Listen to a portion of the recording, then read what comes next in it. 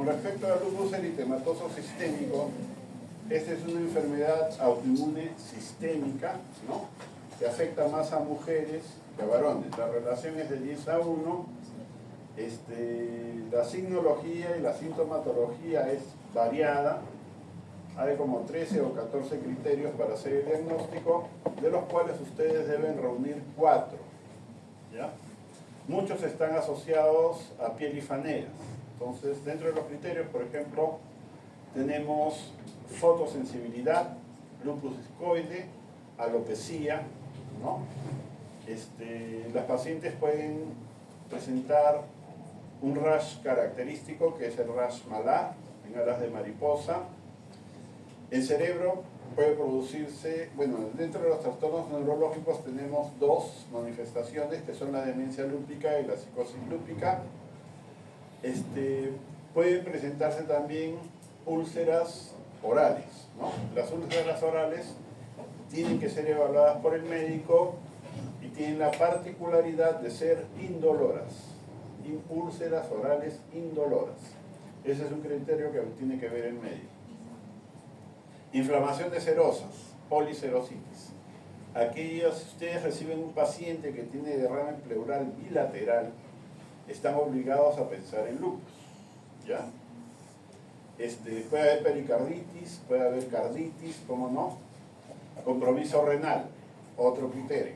Los pacientes, particularmente los que hacen anticuerpos anti-DNA de cadena doble, cursan con frecuencia con glomerulonefritis por depósito de complejos inmunes. Puede haber artritis, también puede haber artritis, ¿cómo no? Dentro de los criterios de laboratorio, la enfermedad se caracteriza porque los pacientes forman anticuerpos contra antígenos nucleares en el 99% de los casos. O sea, si tienen sospecha de un paciente con lupus eritematoso sistémico, están obligados a pedir estudio de anticuerpos antinucleares. Es mandatorio, es un criterio muy importante. Que hay alguna discrasia sanguínea, pueden cruzar con alguna apenia, plaquetopenia, anemia hemolítica autoinmune, neutropenia, o también puede ser pancitopenia. Anticoagulante lúpico positivo o alteraciones de la coagulación. Los pacientes pueden presentar síndrome antifosfolipídico, lo que hace que se conviertan con relativa frecuencia en abortadoras habituales, ¿ya? Bueno, otro criterio inmunológico, algunos anticuerpos específicos que se asocian mejor, el autoanticuerpo que se asocia mejor con lupus eritematoso sistémico es el anti-SMID, aunque no tiene un correlato fisiopatológico claramente establecido como si lo tiene el anti-DNA de cadena doble. Bien, si hay algún criterio adicional o esto ha sido modificado, ya cuando hagan reumatología, ahí ya les van a dar todo el paquete completo. Buena parte de la lectura se refiere a factores de riesgo que son múltiples, ¿ya? Son múltiples, no los estoy incluyendo. Yo solo he puesto la parte de la patogenia, que está más orientada a lo que se refiere a alteraciones de la muerte celular. ¿Por qué? Porque la propuesta que se mantiene hasta ahora es que la muerte celular alterada da lugar a que se expongan los antígenos nucleares y estos terminen desencadenando la respuesta autoinmunitaria. La formación de los autoanticuerpos, al combinarse con los antígenos nucleares, provocaría la formación de complejos inmunes que terminarían depositándose en los tejidos, dando lugar a la aparición de vasculitis, ¿no?, que sería la causa principal de la aparición de la enfermedad. Entonces, buena parte de esa parte de la lectura se refiere a lo que son la muerte celular. Obviamente van a haber factores genéticos que son varios, ¿no?, y ambientales siempre hay, porque el ambiente va a proveer el factor desencadenante que va a terminar desencadenando la aparición de la enfermedad. ¿Ok?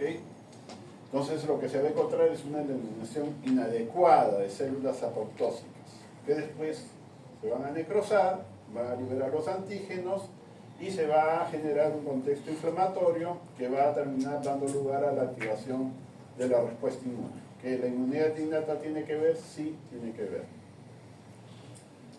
Bueno, la característica es que se van a quebrar los sistemas de tolerancia inmunológica, ¿ya?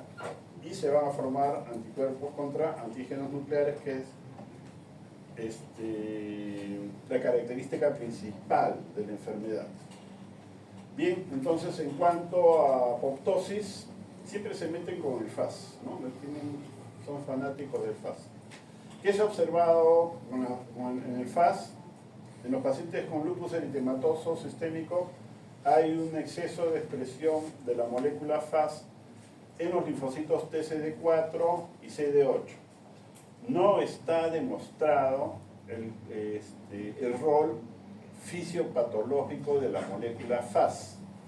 Lo que hay es que en los modelos experimentales, ¿no?, hay procesos autoinmunitarios que se asocian a defectos del FAS, ¿ya? Nada más.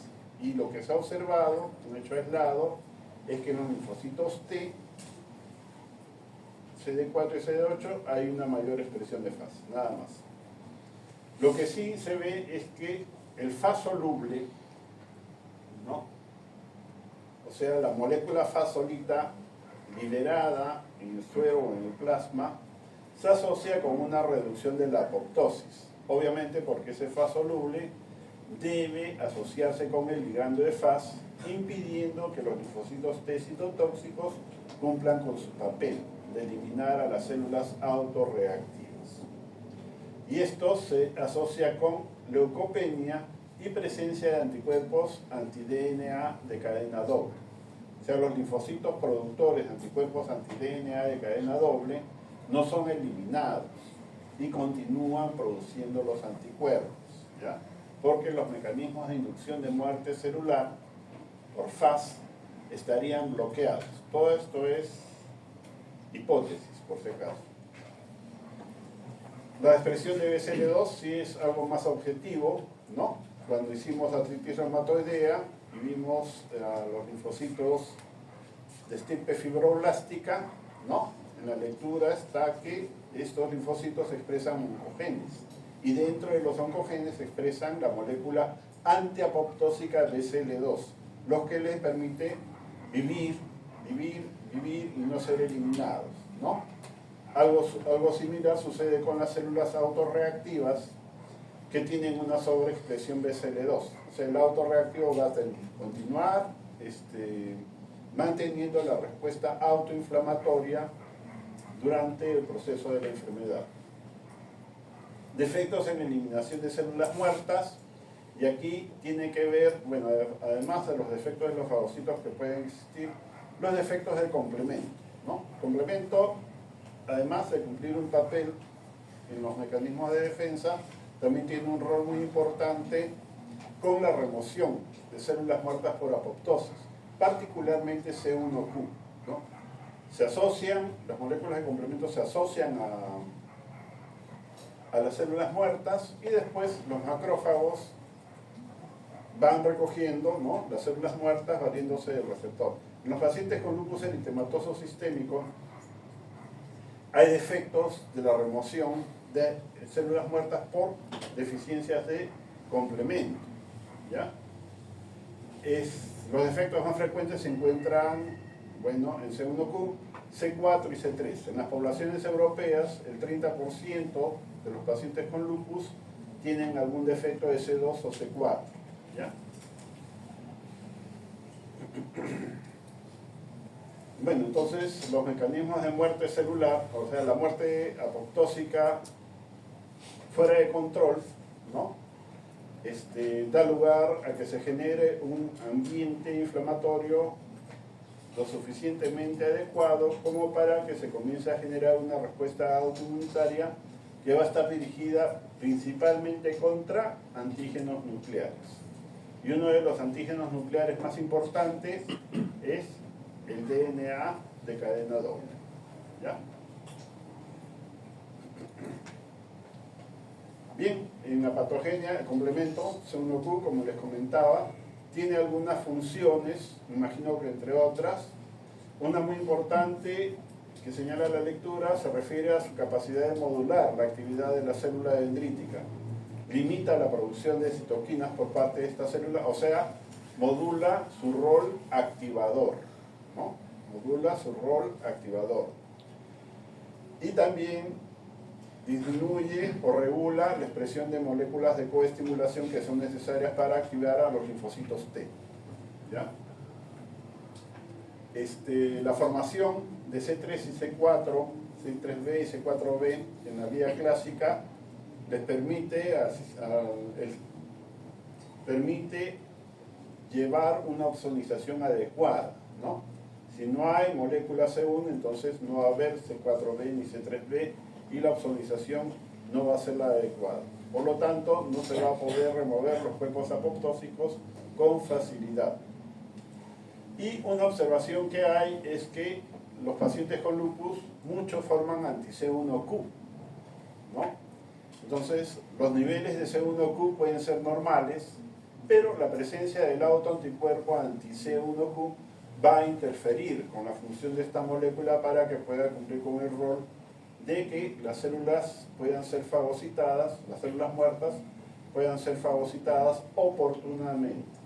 Que si no son fagocitadas oportunamente, pasan al proceso de necrosis secundaria, ¿no? Con exposición de antígenos, formación de neoantígenos y activación de la respuesta inflamatoria. Los linfocitos B son los que van a producir los autoanticuerpos, ¿ya? Estos autoanticuerpos, el principal es el anti-DNA, también se van a formar autoanticuerpos contra otros antígenos nucleares, obviamente. Son, bueno, en las últimas matrices de estudios de autoanticuerpos, me parece que llegan a 43 autoanticuerpos posibles, de ahí un grupo importante pueden presentarse en lupus eritematoso sistémico.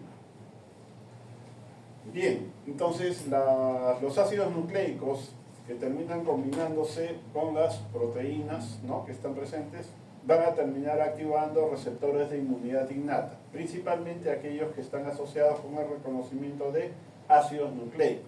Y ahí ponen el 3, el 7 y el 9, ¿no?, que reconocen RNA y ADN. La activación de los receptores tipo TOL que reconocen ácidos nucleicos, ¿okay?, da lugar a la generación o activación de los factores reguladores de interferones. ¿Okay? El factor regulador de interferón, 3, 7 y 5, lo vimos por ahí, va a iniciar la transcripción de interferón de tipo 1. ¿Está bien? Y los interferones de tipo 1, que ya hace años se hizo la observación de que en los pacientes con lupus eritematoso sistémico, el interferón de tipo 1 se encontraba incrementado, ¿no? Y la primera molécula que se vio que tenía que promovía el incremento era el tipo TOL9. Esta molécula, el interferón de tipo 1, es una molécula proinflamatoria. ¿Y qué va a promover? La maduración de las células dendríticas, la activación de las células T y la activación también de los linfocitos B. La supervivencia de los linfocitos B autorreactivos va a estar asegurada porque en los pacientes con lupus eritematoso sistémico se encuentra un incremento de los niveles del factor de supervivencia de linfocitos B, que es la interleuquina TAF.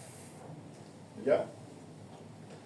Y además va a haber una sobreexpresión de los linfocitos de la molécula CD40 ligando. Tenemos que asumir que la sobreexpresión CD40 ligando corresponde a los linfocitos T autorreactivos que sobrecolaborarían con los linfocitos B autorreactivos.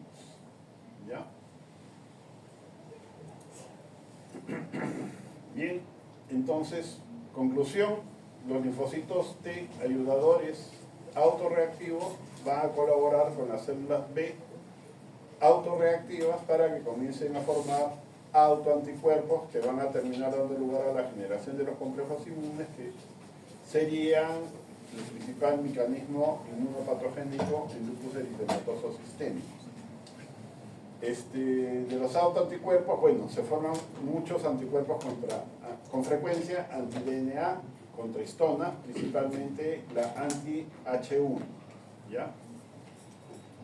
Bueno, ya hay una sobreestimulación del receptor de linfocito T, porque no es que uno esté sobreestimulado, sino que la población de células autorreactivas que se activa es muy grande, ¿no? Hay sobreestimulación de muchísimos receptores, por eso se habla de una sobreestimulación del receptor.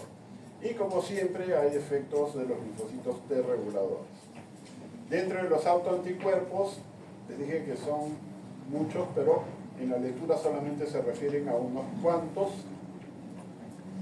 En primer lugar, el estudio de anticuerpos antinucleares, que casi siempre sale positivo en los lúpicos,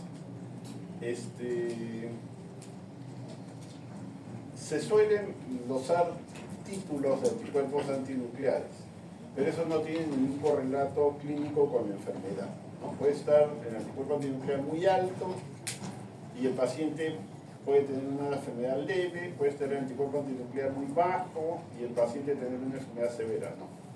El autoanticuerpo que correlaciona mejor es el anti-DNA de cadena doble, ¿ya?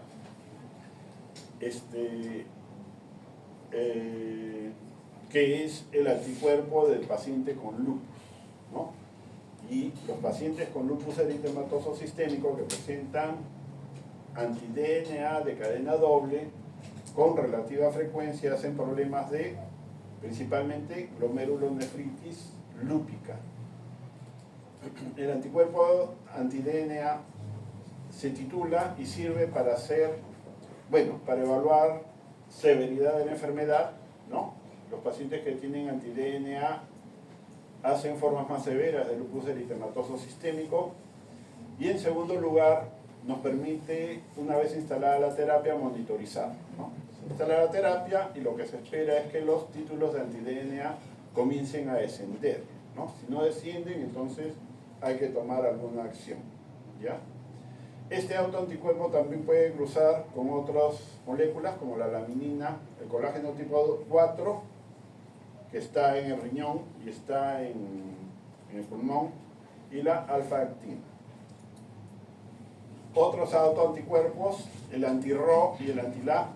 El anti-Ro se asocia a fotosensibilidad y lupus cutáneo. O sea, los pacientes lúpicos que tienen anti-Ro, ¿no? Con más frecuencia tienen esas manifestaciones de lupus cutáneo y fotosensibilidad. Y también sirve para el caso de los pacientes recién nacidos con lupus de recién nacido o de neonato. El anti-Ro es un anticuerpo que se asocia con alteraciones cardíacas, ¿no? Bloqueo cardíaco congénito, erupciones transitorias de la piel y alteraciones a nivel hematológico y hepático. El anti-La, por otro lado, se comporta como un autoanticuerpo de protección, porque los pacientes lúpicos que tienen anti-La hacen glomerulonefritis con menos frecuencia que los que no tienen anti-La, ¿ya? Por eso se comporta como un marcador de protección. Finalmente, los anticuerpos antifosfolipídicos. El síndrome de antifosfolipídico, bueno, también en el próximo ciclo les van a explicar, se caracteriza porque los pacientes hacen trombosis, ¿no? Que puede ser arterial o venosa o las dos, y esto está asociado a la presencia de algún autoanticuerpo antifosfolipídico. Los principales o los que se usan con más frecuencia son la anticardiolipina y la anti-beta-2 glicoproteína 1, ¿ya? En el caso de la anti-2 beta-glicoproteína 1, esta molécula tiene un efecto anticoagulante, ¿no? Y la presencia del autoanticuerpo hace que obviamente no pueda cumplir con su rol de forma adecuada, predisponiendo a los pacientes a que comiencen a formar trombos, ¿ya? Las pacientes con síndrome antifosfolipídico son abortadoras, o con frecuencia son abortadoras habituales, y es lo que se observa también en el lupus eritematoso sistémico. ¿Okay? Sí se detecta, bueno, esta ya es una observación, ¿no? Se ha observado que en el caso de que se detecte anticardiolipina en pacientes que todavía no han desarrollado lupus eritematoso sistémico, se espera que hagan formas más severas de la enfermedad. Y ahora sí, terminamos. ¿Lista?